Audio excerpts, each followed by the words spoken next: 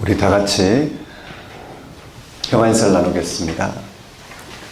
하나님의 평강이 예배드리는 모든 분들에게 가득하시길 원합니다. 아멘. 서로 돌아보시면서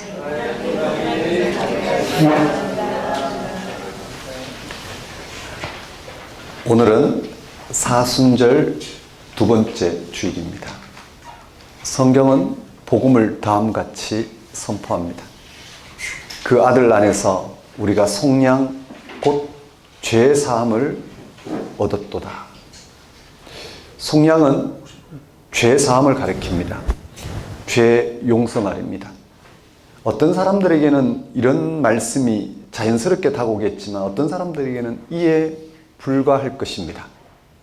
또 어떤 기독교인들은 죄 용서받았다는 사실 앞에서 감격해합니다. 2000년 전 십자가에 처형당한 30대 초반의 한 사람에 의해서 오늘 우리의 죄가 용서받았다는 사실이 실제로 말이 되는 것일까요?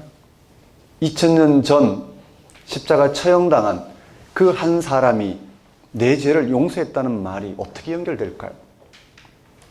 여기서 말하는 죄는 부도덕하거나 파렴치한 행위를 가리키는 게 아닙니다. 그런 일들은 사회법정에서 단죄를 받아야 합니다. 여기서 말하는 죄는 자기의 생명을 자기의 능력으로 완성해야 한다는 강요와 갈망에 떨어지는 것을 가리킵니다. 자신을 완성하려고 세상의 방식을 동원하면서 크고 작은 악행이 발생합니다. 예수님의 십자가 죽음이 우리를 죄에서 구원하여 자유케 하셨다는 말은 우리가 더 이상 우리 자신을 완성하려고 애쓰지 않아도 된다는 의미입니다. 거기에서 인생이 결정나지 않는다는 의미입니다. 예수님이 무엇을 먹을까 마실까 입을까 염려하지 말라고 말씀하신 이유도 여기에 있습니다. 예수님의 십자가 죽음으로 우리는 더 이상 애를 쓰지 않아도 생명을 얻을 수 있게 되었습니다. 더 이상 애를 쓰지 않아도 생명의 본질을 맛볼 수 있게 되었습니다. 선물로 생명을 얻은 것입니다. 그래서 그걸 은총이라고 합니다. 예배는 오직 이 사실에 집중하는 시간입니다. 예배는 예수 그리스도를 통해서 생명을 얻었다는 사실에 집중하는 시간입니다. 예배는 그 무엇으로 대신할 수 없는 죽은 자 가운데서 부활하신 예수를 통해서 죽음을 뛰어넘는 생명이 우리에게 주어졌다는 사실에 우리의 모든 것을 거는 시간입니다. 다 같이 사순절 두 번째 주일 예배를 성부와 성자와 성령의 이름으로 드리겠습니다.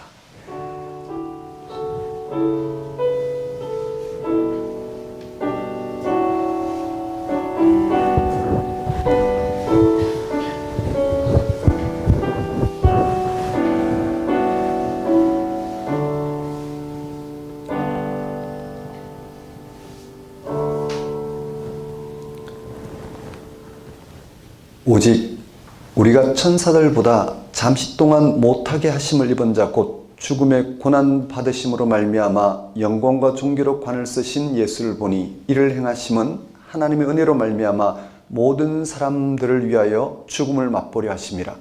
그러므로 만물이 그를 위하고 또한 그로 말미암는 이가 많은 아들들을 이끌어 영광에 들어가시는 일에 그들의 구원의 창시자를 고난을 통하여 온전하게 하심이 합당하도다.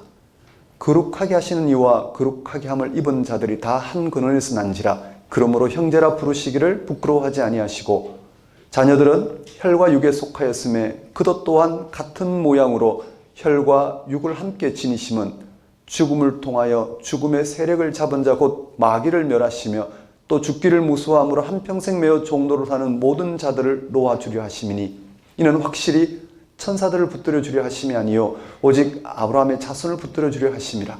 그가 범사의 형제들과 같이 되심이 마땅하도다. 이는 하나님의 일에 자비하고 신실한 대제사장이 되어 백성의 죄를 속량하려 하심이라. 그가 시험을 받아 고난을 당하셨은즉 시험 받는 자들을 능히 도우실 수 있느니라. 만물의 근원이신 하나님, 하나님의 아들 예수님을 통하여 이 세상을 향한 하나님의 구원을 나타내신 하나님 아버지를 찬양합니다. 세상을 향한 하나님의 구원을 위해 죽음의 자리까지 내려가신 예수님으로 말미암아 우리가 우리의 시험과 고난에서 건지시는 하나님의 구원의 신비를 알아보고 경험하게 하신 하나님의 크신 은혜를 이 시간 감사합니다. 예수님을 통한 하나님의 구원 경험으로 인하여 지금의 세상살이와 운명으로부터 해방과 또 영원한 생명에 대한 희망으로 삶의 기쁨을 누리게 하신 하나님 아버지를 이 시간 경배합니다. 하나님 아버지, 이 시간 오직 하나님 한 분만을 찬양하며 하나님에게만 소망을 두고자 나온 우리의 예배를 받아주소서. 사순절기에 전적으로 하나님을 신뢰하고 순종한 결과 십자가 죽음을 당하신 예수님을 결국 부활 생명으로 승리하게 하신 하나님의 은혜를 맛보게 하시고 삶이 생명의 축제인 것을 깨닫게 하소서. 이 나라의 교회가 하나님의 다스리심을 인정하고 통치를 고백하며 하나님만을 의지하게 하소서. 예수님의 이름으로 기도드립니다. 다 같이 경배의 찬송 10장 찬양 드리겠습니다.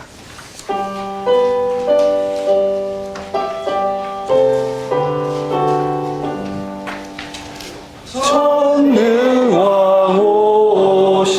오셔서 주 이름 찬송케 하옵소서. 영광과 권능의 성부여 오셔서 우리를 다스려 주옵소서. 항생한 성자여 오셔서 기도를 들으소서. 택하신 백성들 복 내려주시고 거룩한 마음을 주옵소서.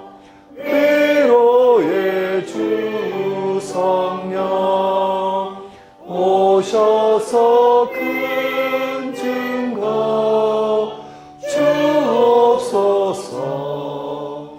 전능한 주시여 각 사람 마음에서 떠나지 마시고 계십소서.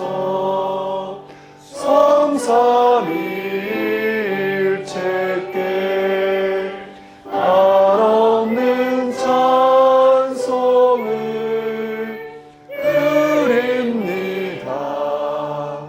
존귀한 주님을 영광 중 배웠고 영원히 모시게 하옵소서. 아멘.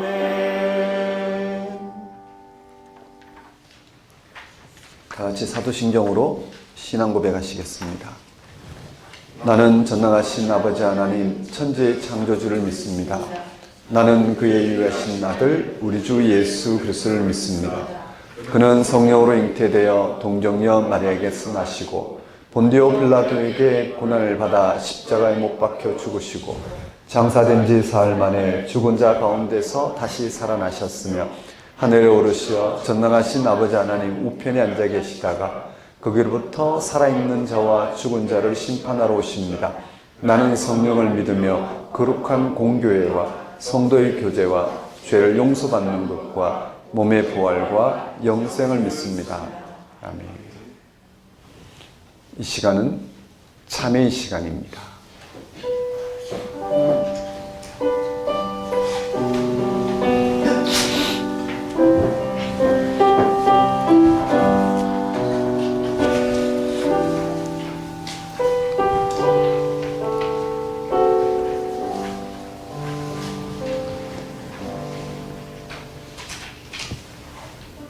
성경은 복음을 다음과 같이 전합니다. 그런즉 누구든지 그리스도 안에 있으면 새로운 피조물이라 이전 것은 지나갔으니 보라 새 것이 되었도다. 새로운 피조물, 즉 새로운 존재란 말이 우리의 마음에 잘 와닿지 않을 수 있습니다. 새로운 존재라고 하지만 교회 다니는 사람이 교회 밖의 사람들과 완전히 달라 보이지 않습니다. 여러분 스스로도 예수 믿기 전이나 후나 달라졌다는 느낌을 그다지 받지 못할 것입니다.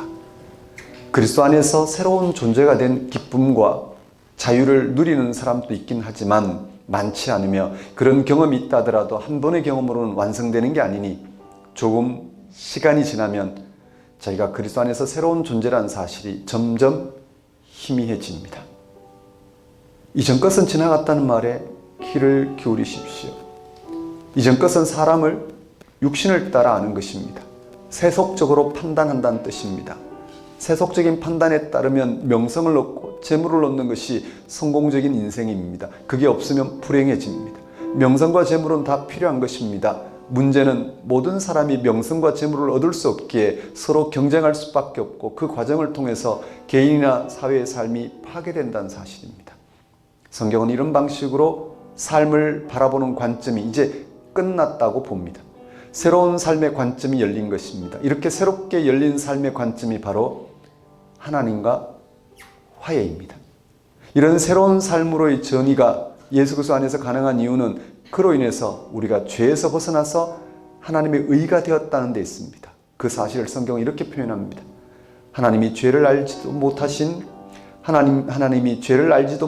일을 우리를 대신하여 죄로 삼으신 것은 우리로 하여금 그 안에서 하나님의 의가 되게 하려 하심이라. 예수를 죄로 삼으셨다는 말은 예수님의 십자가 죽음을 가리킵니다. 죄가 없으신 예수 그리스도가 십자가 처형당하심으로써 그를 믿는 우리는 죄로부터 해방되어 하나님으로부터 의롭다고 인정을 받게 되었습니다. 예수님의 십자가 처형이 우리의 죄를 대신 감당한 것이라는 말을 실질적으로 한번 생각해 보십시오.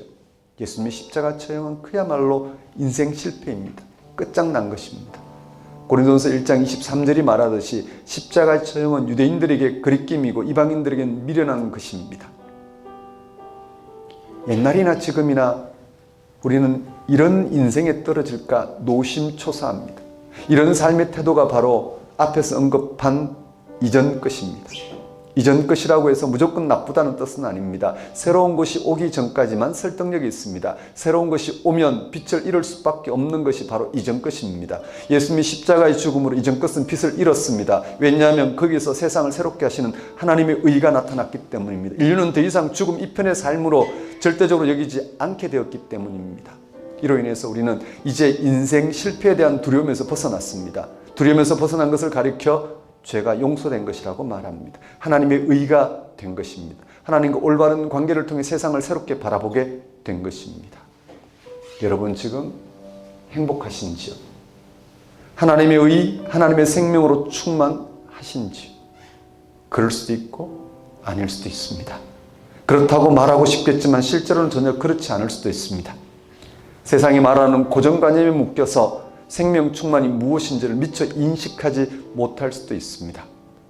예수 그리스도 안에서 지금의 세상을 질적으로 새롭게 경험하게 되는 하나님과 올바른 관계, 하나님을 하나님으로 바라보는 관계, 즉 하나님과 화해가 일어났다는 사실에 집중하십시오. 그러면 하나님의 새로운 피조물로서 그의 의와 생명을 누리는 삶을 살 것입니다. 사랑하는 성도 여러분, 한 주간의 삶을 돌아보십시오. 여러분의 인생을 예수를 통해 드러난 하나님, 그 하나님의 생명과 관계에서 헤아리셨는지 아니면 이 귀한 하루하루 이 생명을 단지 생명의 조건이 돈을 벌고 그저 육신의 만족을 위해서 보내셨는지, 돈을 벌고 육신의 만족을 위해서 보낸 그런 삶이 여러분의 삶을 채우시던가 아니면 시간과 함께 사라지시던가. 이 시간 다시 한번 우리를 존재케 하실 뿐만 아니라 우리를 하나님과의 관계 속에서 하나님의 생명의 실질을 알아보고 이루게 하신 그 하나님께 그러한 하나님의 의와 생명 충만을 누리고 살아갈 수 있도록 회개와 간구를 드리도록 하십시다.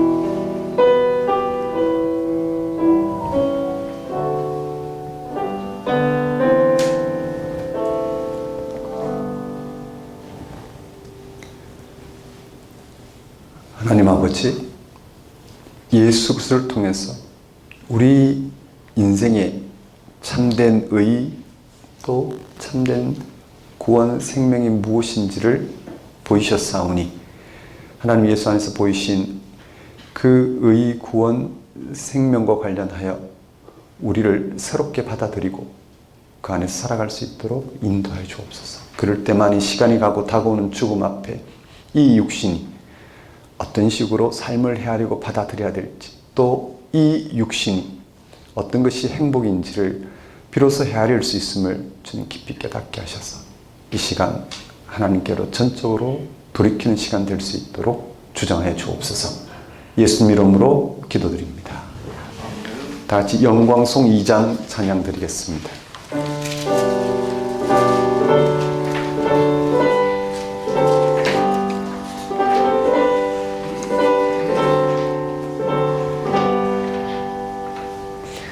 찬양 성부 성자 성령 성삼위일체께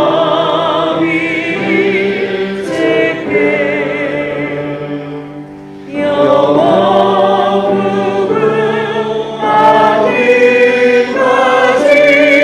영광을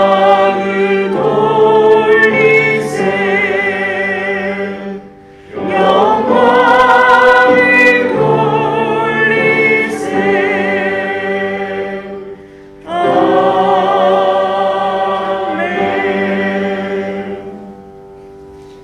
이 시간은 봉헌 시간입니다. 봉헌 찬송 68장 찬양 드리면서 준비한 예물 하나님께 봉헌하도록 하겠습니다.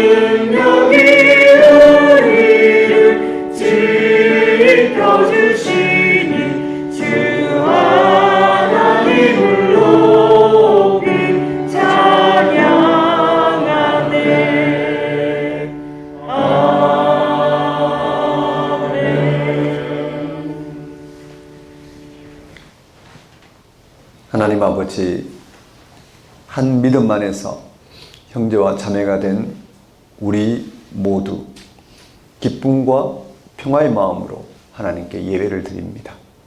하나님은 독생자를 세상에 보내셔서 우리의 구원을 위하여 십자가 죽음을 당하게 하셨으며 죽은 자로부터 살리시어 영원한 생명을 옮기셨습니다.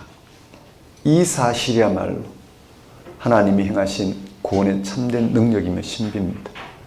우리가 이 사실을 믿고 일치하여 하나님께 행하신 놀라운 구원의 복음을 세상에 증언하며 살아갈 수 있게 하셨습니다. 온갖 어려움과 위협과 불안과 유혹에도 불구하고 그것이 바로 하나님, 그것이 바로 예수님을 통해서 죄와 죽음에서 해방된 사람들이 마땅한 기쁨으로 가야 할 길임을 알게 하셨습니다.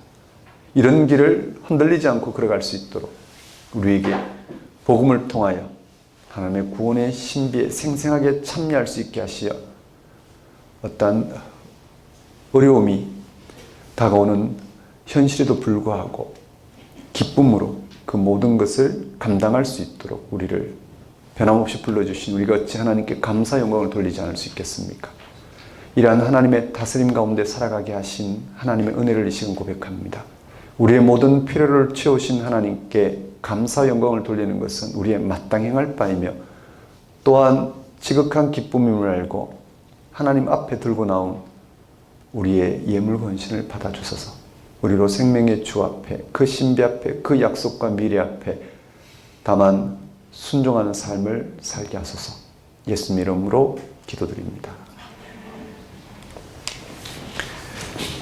교회 소식을 전하는 시간입니다.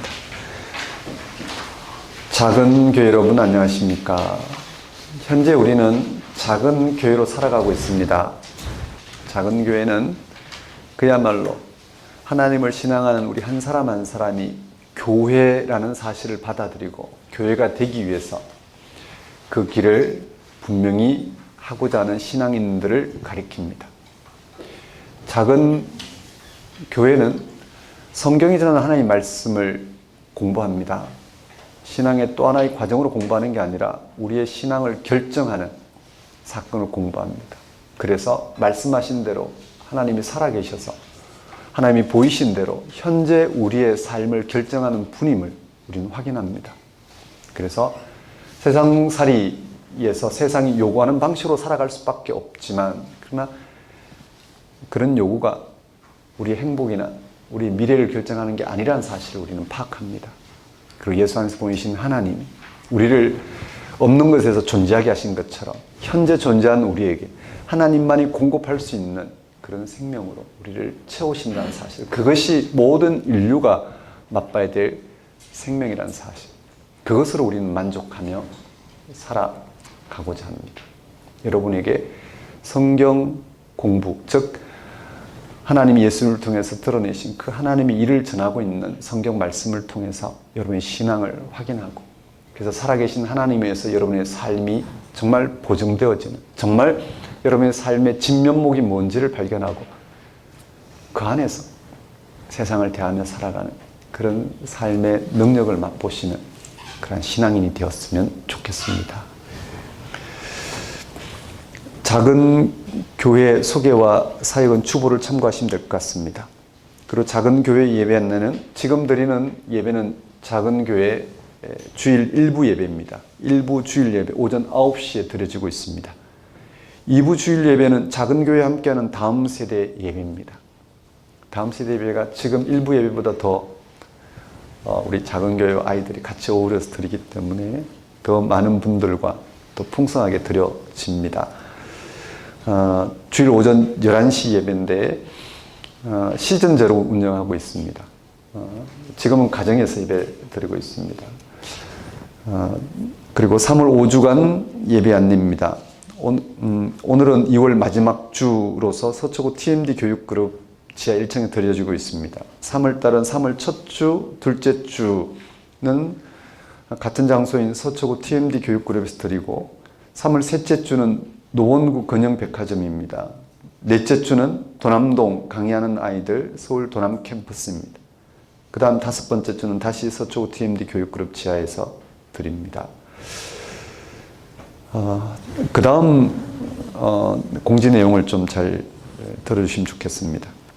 2024년 작은 교회가 함께한 다음 세대 신앙탐구 시즌 4입니다. 시즌 4 안내문입니다. 그 제목은 주제는 우리가 참여하고 있는 하나님 나라. 사도신경으로 신앙탐구를 하고자 합니다. 사도신경은 우리가 참여하고 있는 하나님 나라에 대해서 아주 분명하게 고백하고 있습니다. 하나님 아버지가 계시고 창조주 하나님, 또 그 하나님이 세상을 구원하기 위해서 예수 그리스도 그 아들을 보내셨고 그 안에서 하나님이 활동하셔서 우리를 구원하시는 성령으로 역사하시고 거기에서 이루어지고 있는 일들이 바로 죄사함과 또 몸의 부활과 영생, 그런 구원을 덧입은 이들이 세상을 어떻게 풍성하게 사는지 공교회로서 함께 교제하며 살아가는 이런 내용들이 언급이 되어 있습니다. 이런 사도신경의 내용은 기독교 2000년 역사가 늘 고백해온 사도들의 신앙입니다. 즉 사도들의 신앙이란 예수를 통해서 하나님의 구원 생명을 경험하고 그것을 우리에게 전해줌으로써 그들의 증언을 통해서 우리도 그들이 경험한 살아계신 하나님 예수 안에서 역사하시는 그런 구원 생명을 경험하게 되는 그런 신앙입니다. 성경이 그걸 전하고 있죠. 그 성경 한 권 한 권은 사도들의 신앙을 구현하고 있습니다. 그래서 성경 한 권 한 권의 깊이는 사도신경으로 고백되어지고 있고요.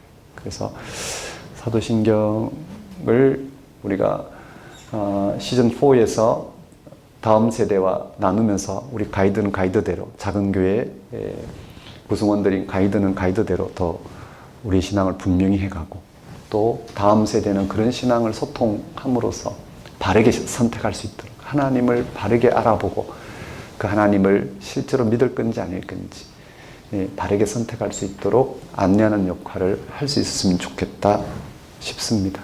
원래 종교의 자유가 종교를 가져도 되고 안 가져도 되는 게 아니라 그냥 어떤 국가에 태어나면 저절로 그 종교를 가져야 되고 어떤 가정에 태어나면 저절로 그 종교를 가져야 되는데 그런 데서 벗어나서 그런 강제적인 데서 벗어나서 우리가 신앙하는 하나님이 누구이신지를 소개하고 그리고 그걸 알아보고 그런 하나님을 알아본 만큼 바르게 선택할 수 있도록 부여되어진 그런 표현들이 종교의 자유였다라고 할 수 있겠습니다.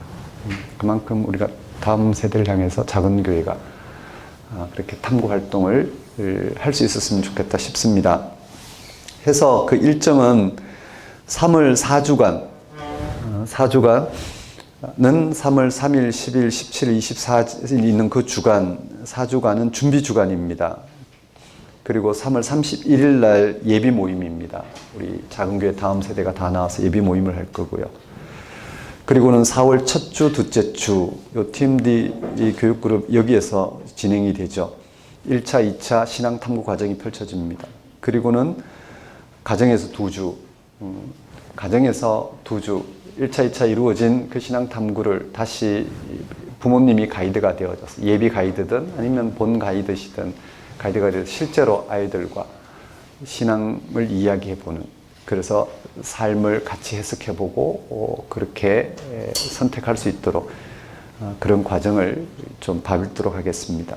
그렇게 6월 달까지 6차까지 보내고 6월 15일, 16일 그때 1박 2일 캠프를 보내도록 하겠습니다. 어떤 식으로 이루어질지는 차차 준비하도록 하겠습니다. 네. 그리고 3월 4주간은 저희들 늘 하던 것처럼 가이드 공부를 합니다. 늘 하던 그 금요일 날, 금요일 일을 다 끝내놓고 밤 10시 10분에 저희들 줌으로 가이드 교육을 할 텐데 이 사도신경을 좀 읽어가려고 합니다. 읽으면서 그 내용을 확실하게 파악하고 다음 세대와 나눌 수 있도록 그렇게 준비하는 과정을 보내도록 하겠습니다. 네, 그리고 그 다음 안내는 요 사도신경 해설이 나왔습니다.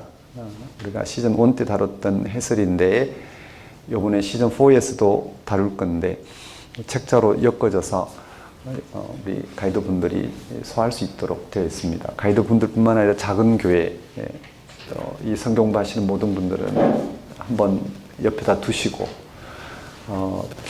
우리 신앙에 대한 내용이 나올 때마다 전체적으로 우리의 신앙이 어떤 건지를 확인하는 그런 내용으로 이렇게 삼으셨으면 좋겠다 싶습니다.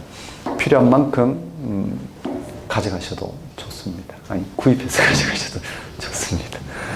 남는 거는 우리 다음 세대나 아니면 다른 데 사용하도록 하겠습니다. 근데 늘 책은 만들면 늘 뭘까요? 남거나 아니면 그 다른 이렇게 나가는 부분에 의해서 늘 그쵸. 늘 손해를 봅니다.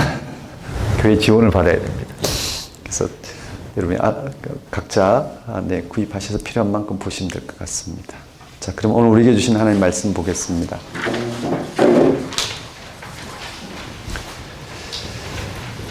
오늘 우리에게 주신 말씀은 로마서 3장 21절에서 28절까지 말씀입니다.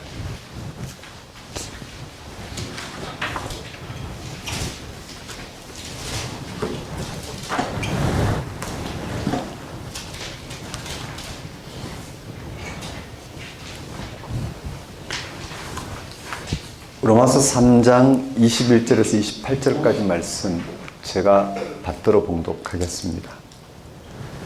이제는 율법 외에 하나님의 한 의가 나타났으니 율법과 선지자들에게 증거를 받은 것이라. 곧 예수 그리스도를 믿음으로 말미암아 모든 믿는 자에게 미치는 하나님의 의인이 차별이 없느니라. 모든 사람이 죄를 범하였음에 하나님의 영광 이르지 못하더니 그래서 예수 안에 있는 속량으로 말미암아 하나님의 은혜로 값없이 의롭다 하심을 얻은 자 되었느니라. 이 예수를 하나님이 그의 피로서 믿음으로 말미암는 화목 제물로 세우셨으니 이는 하나님께서 길이 참으시는 중에 전에 지은 죄를 간과하심으로 자기의 의로우심을 나타내려 하심이니 곧 이때에 자기의 의로우심을 나타내사 자기도 의로우시며 또한 예수 믿는 자를 의롭다 하려 하심이라. 그런즉 자랑할 때가 어디냐? 있을 수 없느니라. 무슨 법으로냐? 행위로냐? 아니라 오직 믿음의 법으로니라. 그러므로 사람이 의롭다 하심을 얻는 것은 율법의 행위에 있지 않고 믿음으로 되는 줄 우리가 인정하노라. 하나님 아버지, 이 시간 선포되는 말씀을 통하여 삼위일체 하나님의 구원의 역사, 그 구원의 신비, 그 구원의 능력에 온전히 참여할 수 있도록 인도하여 주옵소서. 예수님 이름으로 기도드립니다. 오늘 설교 본문은 로마서 3장 21절에서 28절까지 말씀이고 제목은 믿음으로 의롭게 됨입니다. 기독교 신앙은 예수 그리스도 안에서 일어난 하나님의 구원의 행위, 하나님의 구원 행위에 대한 신앙입니다. 신약 성경은 이 구원 사건을 여러 가지 표상들과 개념들을 가지고 진술합니다. 예를 들어 하나님과 화해가 일어났다. 또 새로운 사람으로 거듭났다. 또 하나님이 이스라엘 백성과 맺은 약속이 성취되었다. 또 영생을 얻었다. 또 구원을 받았다. 또 천국에 참여하게 되었다. 천국 백성이 되었다. 등입니다. 이러한 것들은 예수님을 통한 하나님의 구원을 설명하는 신약 성경의 다양한 표상들과 개념들입니다. 그런데 기독교 중에 개신교 신앙은 특별히 로마서와 갈라디아서에서 가장 분명히 나타나는 이신칭의, 즉 믿음으로 의롭게 된다는 개념을 가지고 예수님을 통한 하나님의 구원을 설명합니다. 여러분도 잘 아시는 것처럼 개신교의 출발을 알리는 루터의 종교개혁은 이신칭의 개념에서 시작하였다 할 수 있습니다. 그만큼 이신칭의 믿음으로 의롭게 된다라는 이 개념은 예수 그리스도를 통한 하나님의 구원에 대한 기독교 신앙을 분명히 함으로 참된 구원에 이루고자 분투하는 기독교 신앙의 핵심이라고, 기독교 신앙의 핵심 설명이라고 할 수 있습니다. 물론 이신칭의가 예수님을 통한 하나님의 구원 사건에 대한 유일한 설명이거나 해석이 아닙니다. 신앙에 대한 다른 설명들이나 교리들이 여기서 파생되는 것도 아닙니다. 분명 기독교 신앙의 핵심은 예수 그리스도를 통한 하나님의 구원 사건입니다. 예수 그리스도를 통해서 하나님이 우리 가운데 행하시고자 하는 어떤 일이 발생했고 그것이 우리를 향한 구원 사건이라는 것이 기독교 신앙의 핵심입니다. 그러나 이신칭의는 그런 가운데 이신칭의는 이 사건에 대한 이 기독교 신앙이 근거하고 있는 그 사건에 대한 설명이나 해석에 불과하다고 할 수 있겠습니다. 하나님이 예수를 통해서 행하신 그 구원 사건에 대한 해석이나 설명의 한 방식이라고 할 수 있습니다. 그러나 이신칭의는 구약 성경과 관련하여, 즉 유대교의 율법과 관련하여 예수님을 통한 하나님 구원의 사건에 대한 가장 적절한 설명이자 해석이라고 말할 수 있습니다. 이신칭의는 구약에서 인간의 구원에 있어서 절대적으로 필요한 하나님의 의라는 개념을 가지고 예수님을 통한 하나님의 구원을 설명합니다. 이신칭의는 예수님의 죽음을 통하여 하나님의 의를 나타내신 하나님의 고유한 사랑과 그 사랑에 근거하여 인간의 구원을 설명합니다. 이신칭의는 인간은 예수 안에서 계시된 하나님의 의 앞에서 모두가 죄인임을 알고 이제 예수님을 믿음으로 하나님의 의에 참여할 수 있게 되었다는 사실, 즉 하나님에 의해서 의롭다고 인정받는다는 사실에 대한 해명입니다. 이 모든 해명은 구약의 근거, 먼저 하나님을 믿은 유대교 신앙의 근거에서 예수 그리스도에게 무슨 일이 일어났는지, 이제 예수를 통해서 우리는 유대교 신앙에 근거한 게 아닌 예수를 통해서 우리가 하나님의 구원에 참여한다라는 것은 유대교 신앙의 어떤 모양이나 형식을 본받는 게 아니라 예수를 통해서 새롭게 시작하는 길이라는 것을 이신칭의는 그렇게 해명하고 있습니다. 이상과 같은 설명과 해석에 따르면 기독교 신앙은 예수 그리스도 안에서 일어난 하나님의 구원 행위를 믿음으로 받아들임으로 의롭게 되는 신앙이라고 할 수 있습니다. 의롭지 못한 죄인이 하나님의 사랑으로 나타내신 하나님의 의를 믿음으로 의롭다고 인정받는 신앙 말입니다. 이러한 신앙을 한마디로 칭의의 신앙, 의롭다고 인정받는 신앙이라고 합니다. 왜 이런 이신칭의와 같은 어려운 용어가 발생했는지를 잘 생각해 봐야 됩니다. 쉽게 말하면 우리는 구원을 받는다, 하나님부터 생명을 얻는다는 말과 똑같습니다. 그런데 어려운 그 용어인 하나님의 의, 즉 하나님과 우리의 올바른 관계, 또는 하나님 우리 가운데 행하시고자 하는 그 일을 우리의 의로 받아들인다는 개념의 의라는 용어를 써서 그 의를 받아들일 때 비로소 우리는 그 하나님 의에 참여해서 의롭게 되는 삶을 살 수 있다. 이렇게 복잡하게 설명하는 이유는 이미 그 하나님의 의로 하나님의 구원을 이미 표현하고 있던 구약의 시대가 있었기 때문입니다. 그래서 그 구약의 시대와 헷갈리지 않도록, 아니 구약의 시대에서 표현한 하나님의 의가 예수 안에서 온전히 성취된 사건에 근거해서 우리 기독교 신앙이 무엇인지를 해명하고자 시도한 부분이 바로 이신칭의라고 할 수가 있습니다. 그만큼 기독교는 저 유대교에서 많은 도전을 받았다고 할 수 있겠습니다. 예수를 십자가에 못 박아 죽일 정도로, 그를 믿는 기독교를 박해할 정도로, 그래서 정말 수많은 사람들이 저 유대교의 박해 아래에서 정말 비참한 죽음을 맞이했던 것처럼 그런 유대교의 박해 앞에 기독교가 얼마나 정당한지를 해명하고자 시도한 신학적 용어가 이신칭의다 할 수 있겠습니다. 칭의, 의롭다고 인정받는 신앙은 기독교 신앙의 한 부분이 아니라 중심과 핵심이라고도 할 수 있습니다. 하나님을 버리고 하나님 없이 사는 인간의 불의, 그 불의한 인간을 위한 하나님의 아들의 고난, 그 고난을 통한 하나님 의의 계시, 그 하나님의 의를 믿음으로 불의한 인간을 의롭다 인정하심, 의롭다고 인정하심을 통하여 하나님과 인간의 화해, 그 결과 하나님의 의가 다스리는 죄와 죽음이 극복된 영광의 세계, 생명의 세계에 참여하게 하신 등으로 설명되는 이신칭의는 기독교 신앙을 설명하는 여러 방식 중 하나이지만 기독교 신앙의 다른 설명들이 반드시 새겨들어야 하는 중심 역할을 한다고 할 수 있습니다. 그래야지 헷갈리지가 않겠죠. 기독교 신앙의 중심과 핵심을 잘 해명하는 이신칭의에 대한 말씀이 가장 분명히 나오는 성경 중 하나가 바울이 기록한 로마서이고, 오늘 설교 본문인 로마서 3장 21절에서 28절 말씀입니다. 여기서 바울 사도는 이신칭의에 대하여 진술합니다. 인간은 오직 믿음을 통해서만 하나님 앞에서 의로워진다고 말입니다. 28절에 이를 명시적으로 언급하고 있습니다. 오늘 3장 28절 말씀을 보십시오.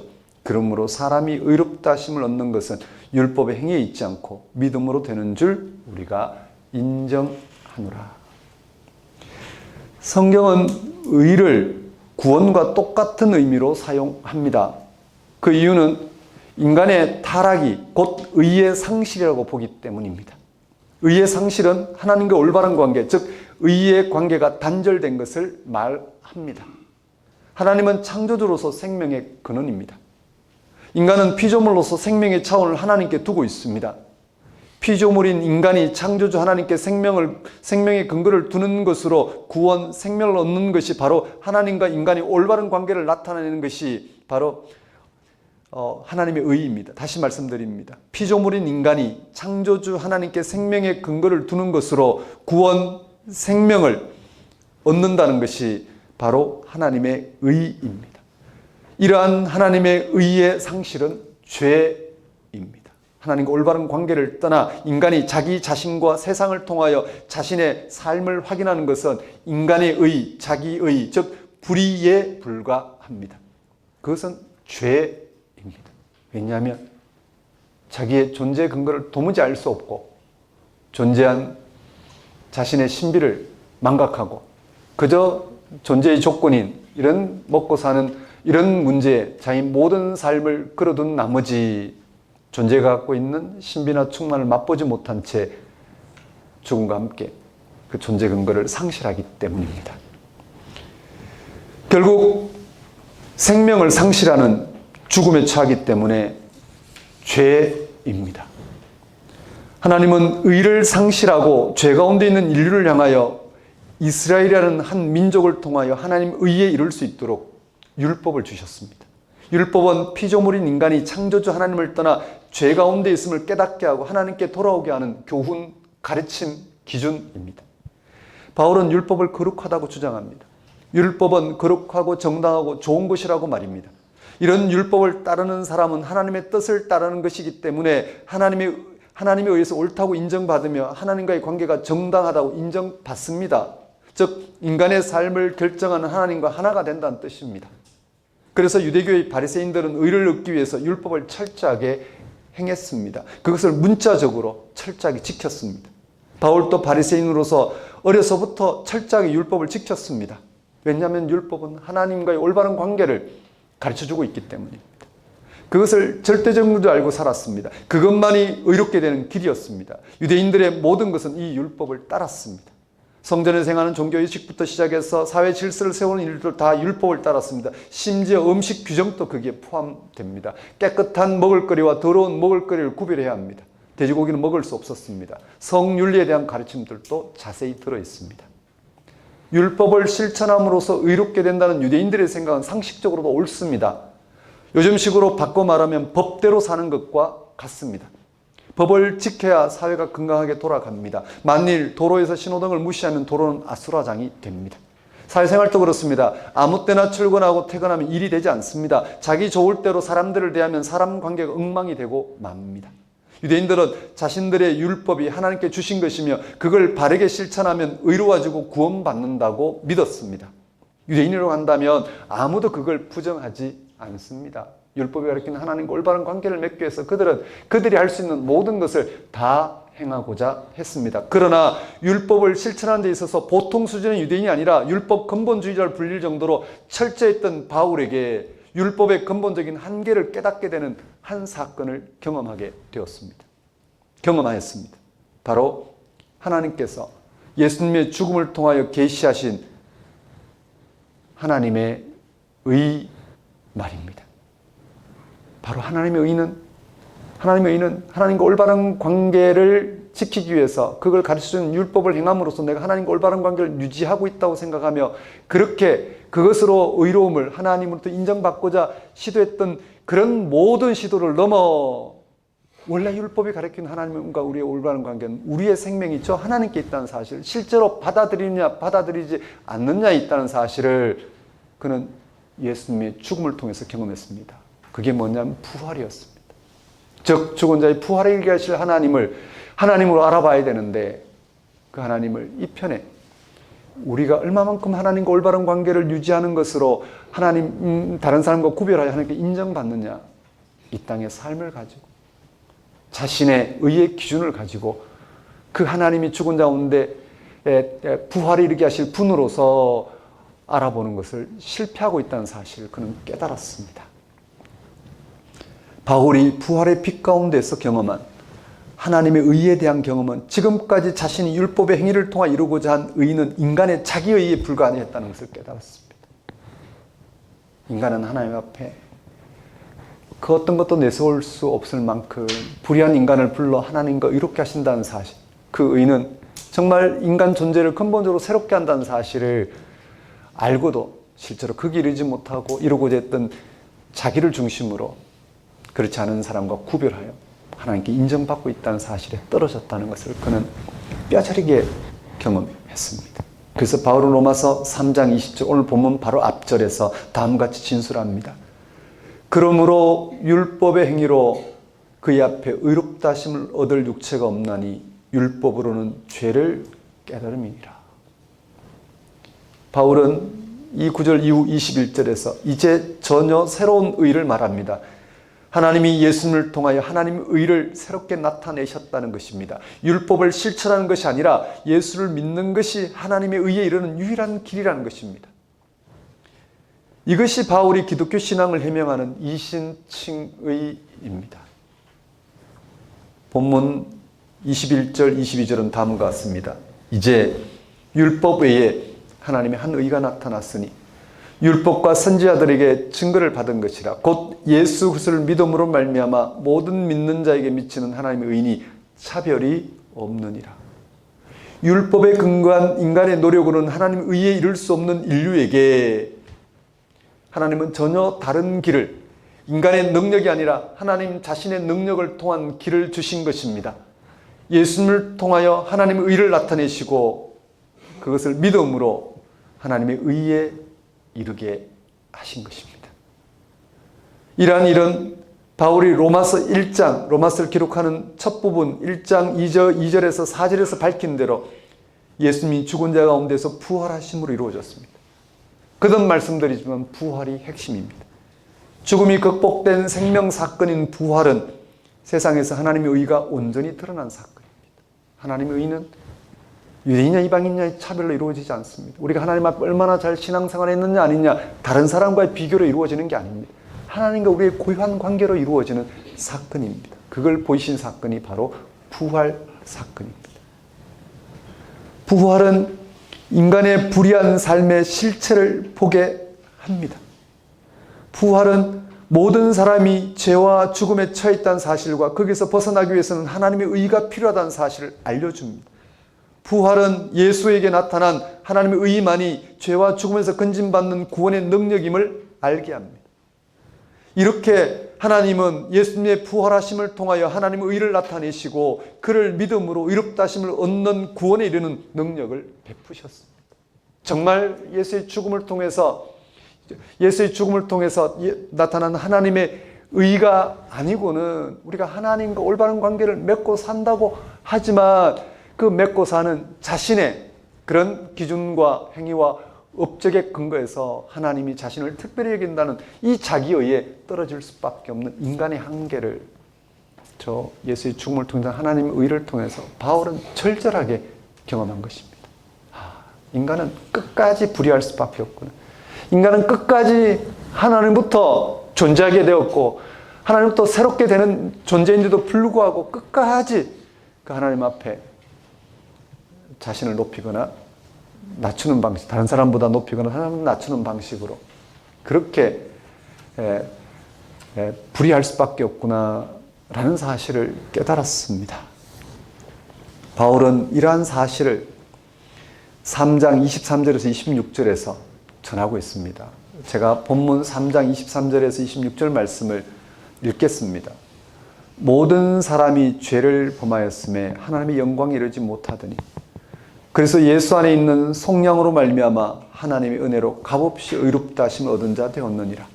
이 예수를 하나님이 그의 피로서 믿음으로 말미암는 화목 제물로 세우셨으니 이는 하나님께서 길이 참으시는 중에 전에 지은 죄를 간과하심으로 자기의 의로우심을 나타내려 하심이니 곧 이때에 자기의 의로우심을 나타내사 자기도 의로우시며 또한 예수 믿는 자를 의롭다 하려 하심이라.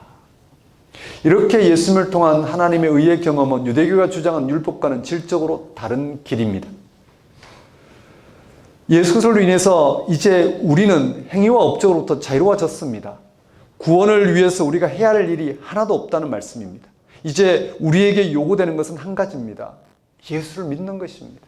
그를 통한 하나님의 의는 그 하나님과의 올바른 관계를 유지하기 위해 우리가 시도하는 그 어떤 것도 주장할 수 없는 하나님의 전적인 은혜로 일방적으로 우리에게 주어짐으로써 우리가 그걸 알아보고 그 하나님과의 관계를 바르게 맺을 수 있는 차원이지 다른 부분이 아니라는 사실을 언급하는 것입니다. 즉 예수를 믿는 것입니다. 우리가 노력한 것에 대한 반대급부로서가 아니라 예수에게 일어난 사건을 통해서 단지 믿음으로 구원을 받을 수 있게 되었습니다. 하나님의 의에 그 외에 우리에게 요구되는 것은 없습니다. 유대인이나 헬라인이나 가릴 것 없이 믿음으로 의롭다고 인정받는 길이 열렸습니다. 그렇습니다. 하나님의 의는 인간의 노력으로 생산해낼 수 있는 것이 아니라 오직 하나님에 의해서 주어지는 것이기 때문에 인간에게 필요한 것은 그것을 알아보고 받아들이는 즉 믿음뿐입니다. 바울은 이 사실을 본문 3장 27절 28절에서 분명히 강조합니다.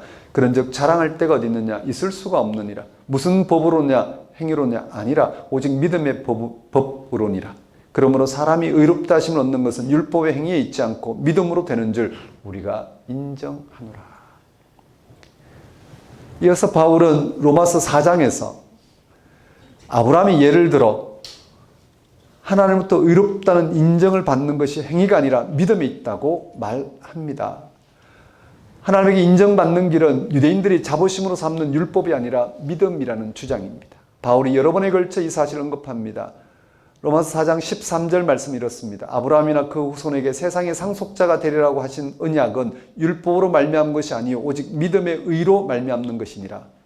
또 4장 16절도 이렇습니다. 그러므로 상속자가 되는 그것이 은혜에 속하기 위하여 믿음으로 되나니 이는 그 약속을 그 모든 후손에게 굳게 하려 하심이라. 율법에 속한 자에게 뿐이 아니라 아브라함의 믿음에 속한 자에게도 그러하니 아브라함은 우리 모든 사람의 조상이라.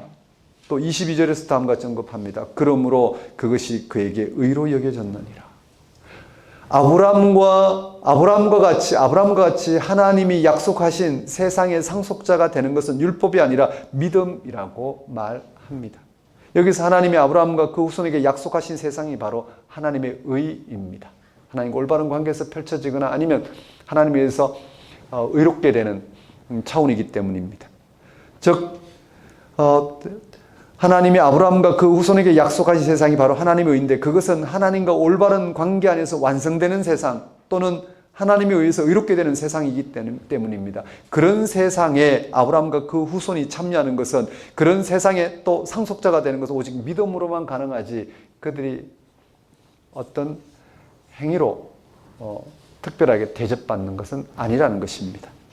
아브라함은 모세를 통하여 율법이 주어지기 훨씬 전에 약속하신 하나님의 권능과 신실하심에 의해 믿음으로 하나님에 의해 참여했습니다.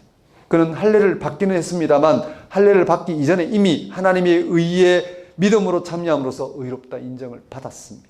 율법은 한참 나중의 일이고 할례도 하나님의 의에 참여하는 믿음 사건 뒤에 그것을 표징하는 의식으로 행했던 일입니다.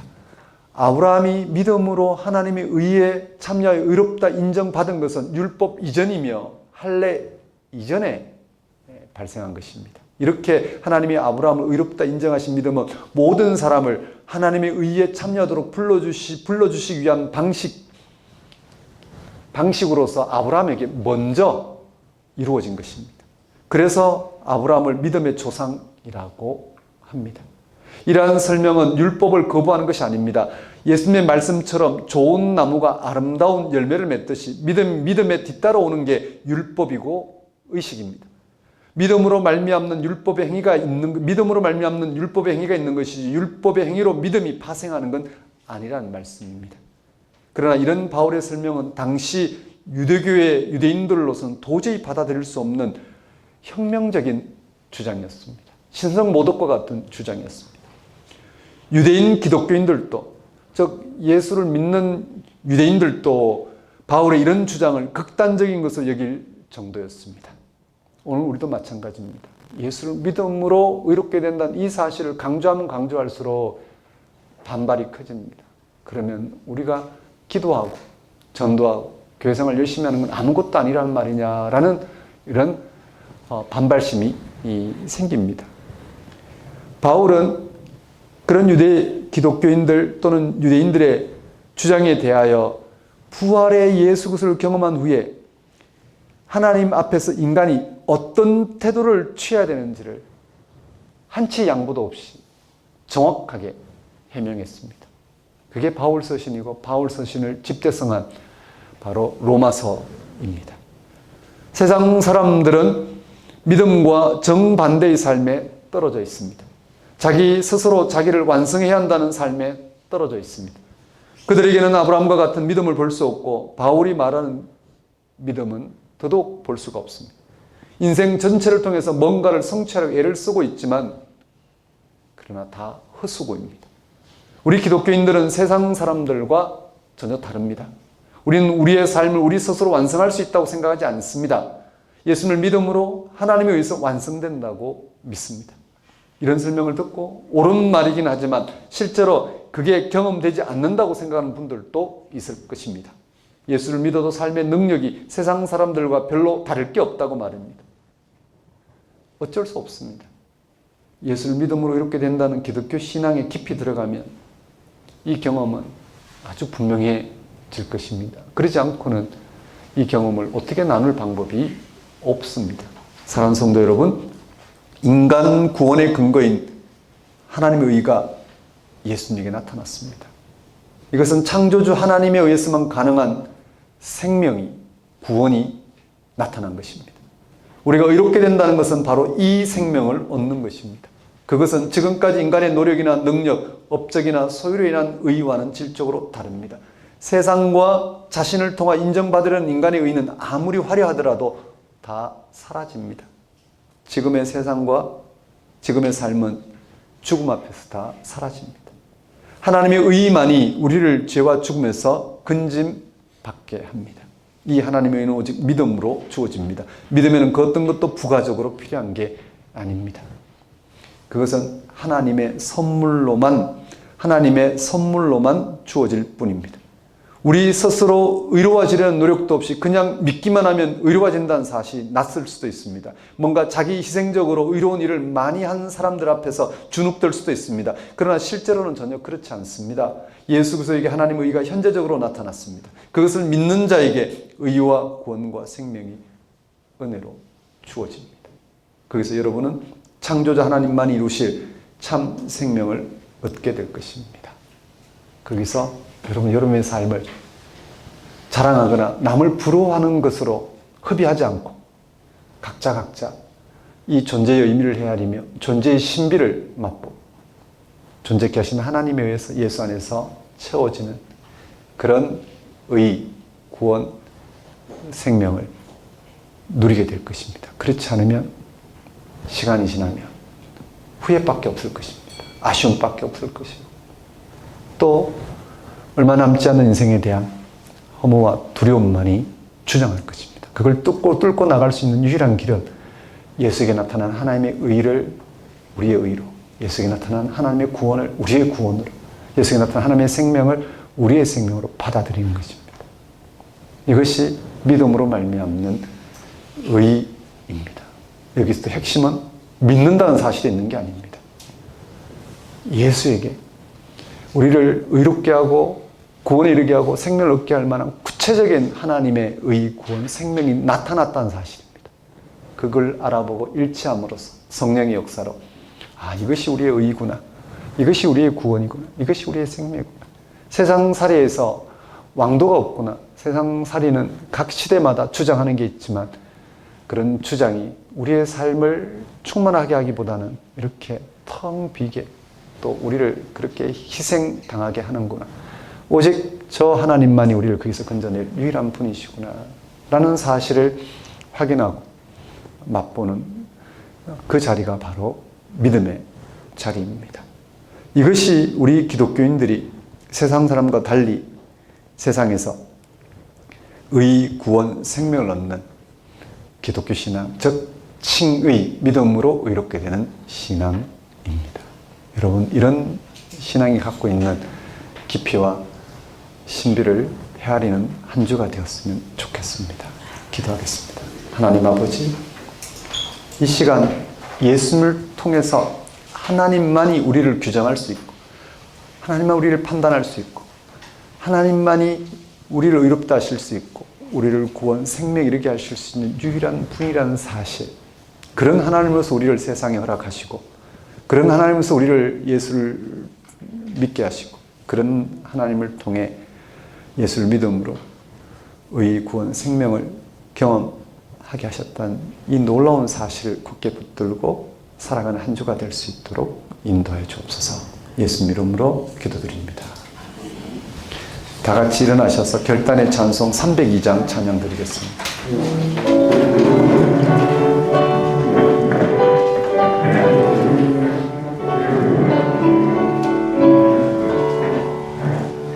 내 주 하나님을 꼭 그늘에는 저 큰 바다보다 깊다. 너고 닥주를 불러 깊은 데로 저 한가운데 가보라.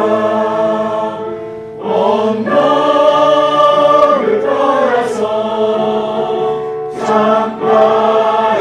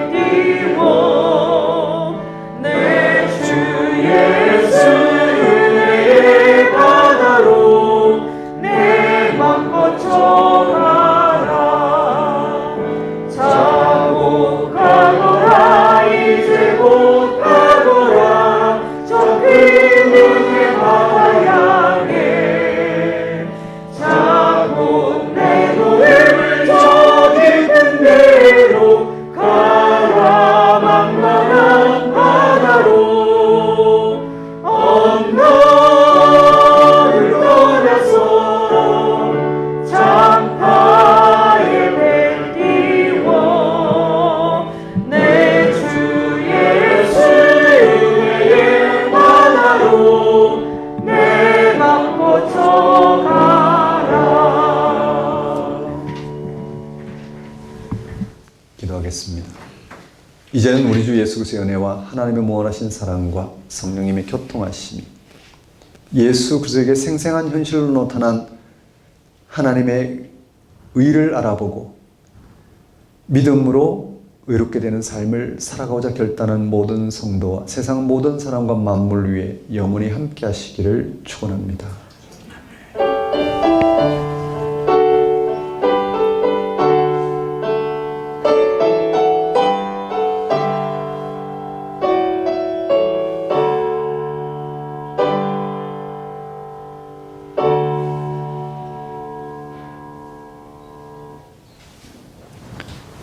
예배를 마치겠습니다.